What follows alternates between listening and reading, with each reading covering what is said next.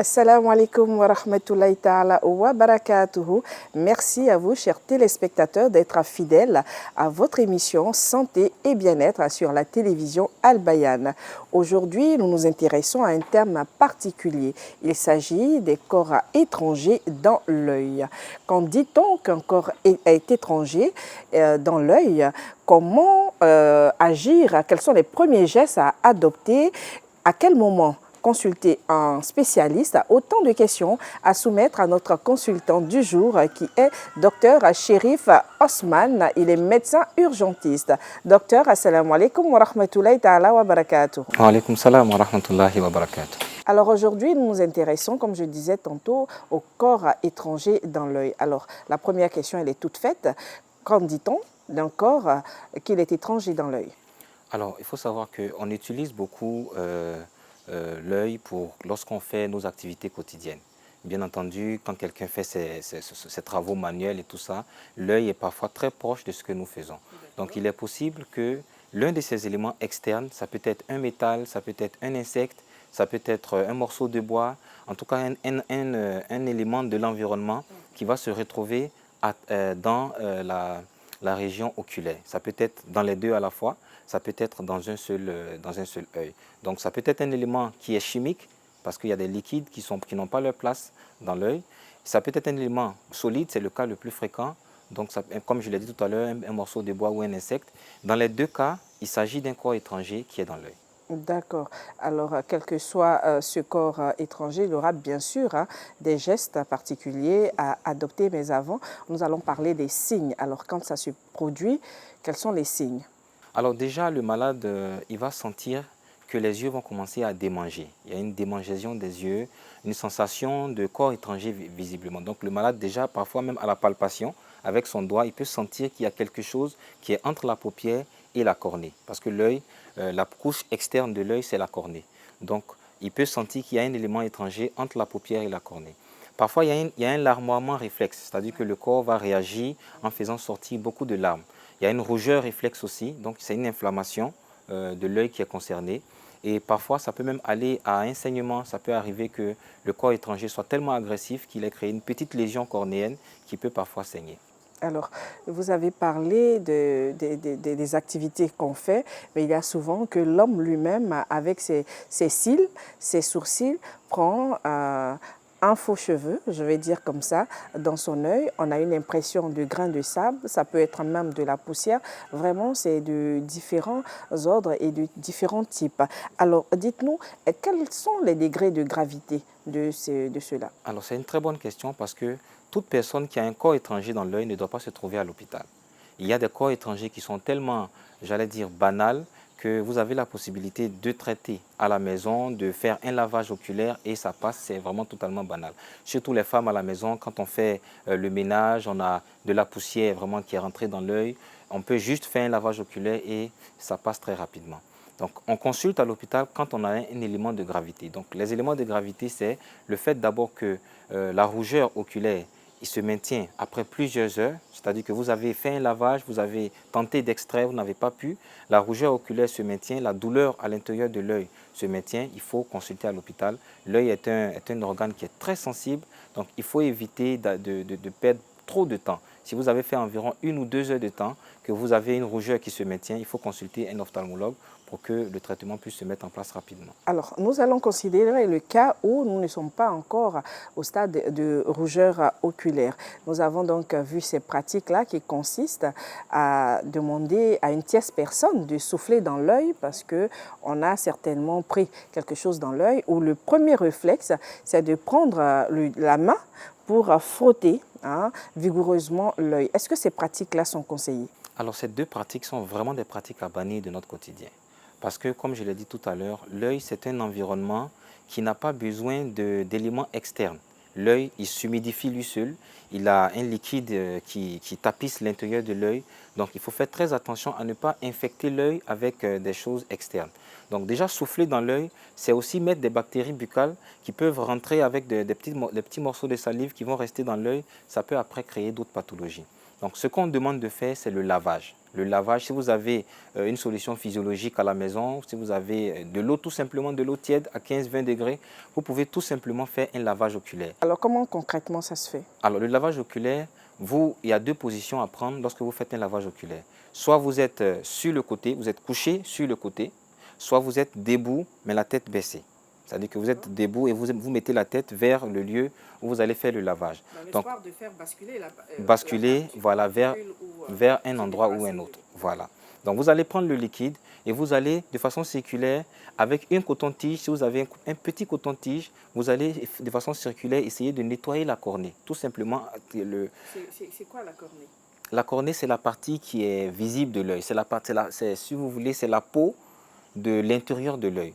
Je ne sais pas si je m'exprime bien. C'est-à-dire que l'œil, ce qu'on voit, ce qui est visible de l'œil. Ce qui délimite le blanc de l'œil, donc ce qui se ferme et qui s'ouvre. Non, ça c'est la paupière qui se ferme et qui s'ouvre. Mais la cornée, la partie blanche. La première couche, la partie blanche, elle est à l'intérieur. La partie noire aussi, elle est à l'intérieur.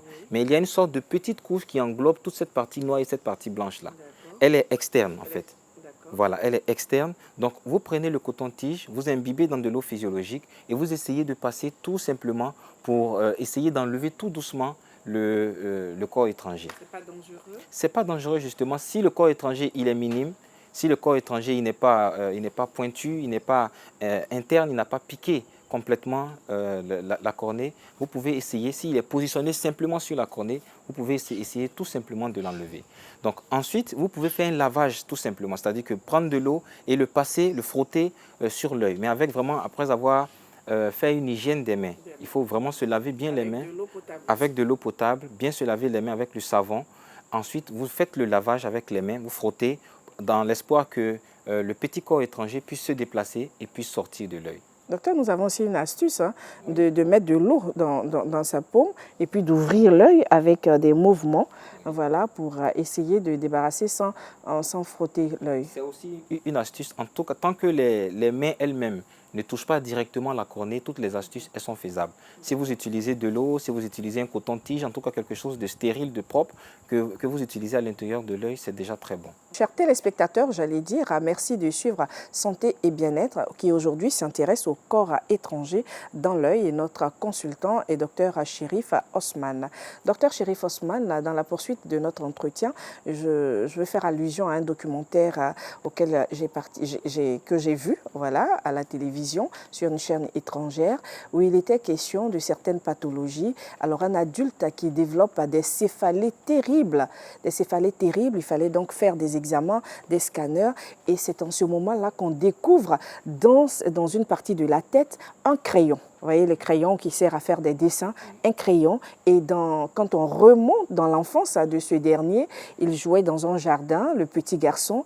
Et lorsqu'il courait pour rejoindre sa mère, après avoir fait des dessins avec son crayon, a trébuché à l'escalier et le crayon est passé de l'œil et se logeait à l'intérieur de la tête. Et là, le petit n'a pas retrouvé son crayon, mais il n'a pas fait cas de cela. Il était tout petit, un enfant de moins de 3 ans à ses parents. Et ce crayon est resté toutes ces années jusqu'à ce qu'il se développe et après, c'est bien après qu'on a découvert cette pathologie. Oui, un crayon comme les crayons de couleur, mais un crayon, voilà, un tout petit crayon. Je me dis c'est beaucoup de chance parce qu'il a pu rentrer sans créer de lésions pour qu'on en arrive jusqu'à cet âge. En tout cas, c'est vraiment beaucoup de chance. Le corps, c'est quelque chose qui... c'est un organisme qui se défend vis-à-vis des corps étrangers de façon naturelle. Quand vous avez un élément étranger qui se loge quelque part où il n'a pas la place, le corps essaie tant bien que mal de se débarrasser. Le larmoiement par exemple même, le larmoiement réflexe. Les larmes qui sortent, c'est en fait le corps qui essaie de se débarrasser du corps étranger. Pourquoi d'ailleurs dit-on que les pleurs ne sont pas totalement négatives? Ne sont pas négatives.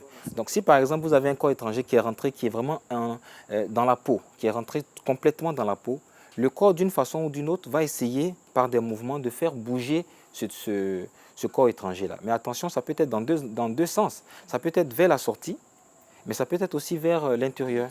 Donc il y a parfois des corps étrangers comme ça qui ont pénétré par un orifice de l'organisme et qui s'est retrouvé dans un autre endroit complètement. Donc, mais l'enfant, il a eu beaucoup de chance quand même parce que cet endroit-là, il y a extrêmement de nombreux organes qui sont très importants pour le corps. Par exemple, la glande hypophysaire qui est sur ce conduit-là, si ça touche ça, par exemple, l'enfant il est mort. D'accord. Alors on parlait des yeux qui devenaient rouges parce qu'ils avaient pris un corps étranger et vous disiez que c'était nécessaire de se rendre immédiatement à l'hôpital. Comment se fait la prise en charge dans un tel cas? Alors à l'hôpital, il y a le médecin urgentiste d'abord qui va vous recevoir, qui va faire un lavage qui sera beaucoup plus efficace que votre lavage traditionnel à la maison. Donc si le lavage du médecin urgentiste n'a pas permis d'enlever le corps étranger, alors l'ophtalmologiste va venir avec des éléments spéciaux. C'est des petites pinces tout petites qui vont, d'abord il y a des gouttelettes qui sont colorées qu'on va mettre dans l'œil, qui vont permettre de localiser de façon très précise où se trouve le corps étranger. Et donc après localisation, c'est beaucoup plus facile avec la pince de simplement enlever le corps étranger sans endommager l'œil. Et après, on vous donnera des antibiotiques, on vous donnera des médicaments pour ne pas que vous fassiez une grosse réaction et une rougeur après. Et c'est bien pour cela aussi que dans certains métiers qui sont un peu dangereux, il faut porter des lunettes protectrices ou même des appareils. On voit dans le cas des ferronniers, dans bien d'autres autres métiers où il faut prévenir. Donc, c'est la prévention qui nous intéresse aujourd'hui. Effectivement, c'est vraiment important parce que l'œil peut s'endommager et quand il est endommagé, la qualité de vie change complètement.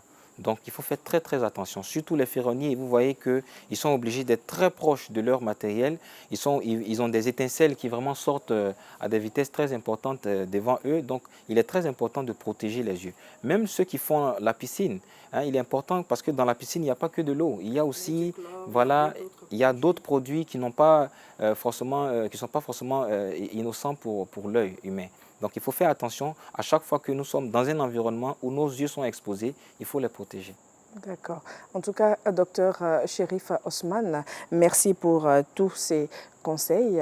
Avant, bien sûr, de mettre un terme à notre entretien, nous allons vous permettre de donner des conseils aux parents, aux travailleurs, mais surtout à ceux qui font des métiers à risque.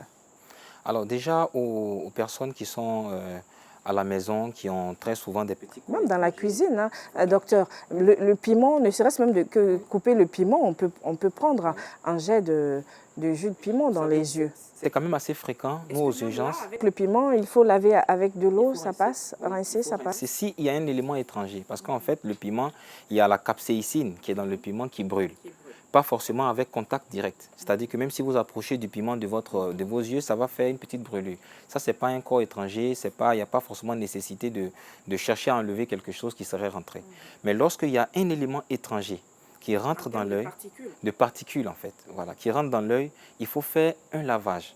Il faut faire un lavage jusqu'à ce qu'on ait l'impression, parce que ça peut être une bonne ou une fausse impression, jusqu'à ce qu'on ait l'impression que le corps étranger n'est plus là. S'il n'y a plus de symptômes, qu'il n'y a pas de rougeur, qu'il n'y a pas de douleur, il n'est pas nécessaire d'aller consulter pour cela. Mais s'il y a une rougeur, qu'il y a des symptômes, qu'il y a une sensation d'éléments étrangers dans l'œil, il faut se rendre à l'hôpital. Le médecin urgentiste va se charger, bien entendu, de vous prendre en charge. Merci infiniment, docteur Cherif Ousmane. Merci pour tous ces conseils. Chers téléspectateurs, nos yeux sont précieux car ils nous permettent de nous déplacer, de voir tout ce que nous avons à faire et de voir tous les êtres qui nous sont chers. Préservons ce don d'Allah en garantissant toutes les mesures de sécurité autour des activités que nous allons faire pour protéger nos yeux. Si nous vivons un accident des yeux par des particules ou encore étrangers dans nos yeux, si les yeux deviennent rouges, comme le disait tantôt Dr Cherif Ousmane, rendons-nous immédiatement à l'hôpital pour une prise en charge. Merci de nous avoir suivis et surtout donnons-nous rendez-vous pour la semaine prochaine, Inch'Allah. Mais d'ici là, portez-vous bien. Wassalamu alaikum wa rahmatullahi ta'ala wa barakatuhu.